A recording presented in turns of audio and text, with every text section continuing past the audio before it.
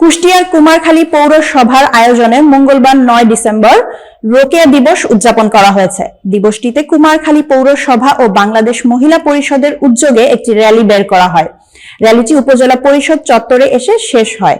উপজেলা নির্বাহী অফিসার ফারজানা আক্তার অনুষ্ঠান স্থলে উপস্থিত ছিলেন এবং রোকেয়া দিবসের তাৎপর্য ও নারীর শিক্ষা ও ক্ষমতায়নের গুরুত্ব সম্পর্কে বক্তব্য রাখেন।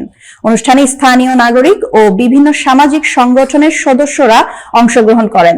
রোকেয়া দিবস উদযাপনের মাধ্যমে নারীর শিক্ষা ও সমাজে সমতার প্রয়োজনীয়তা নিয়ে জনসচেতনতা বৃদ্ধি করা হলো।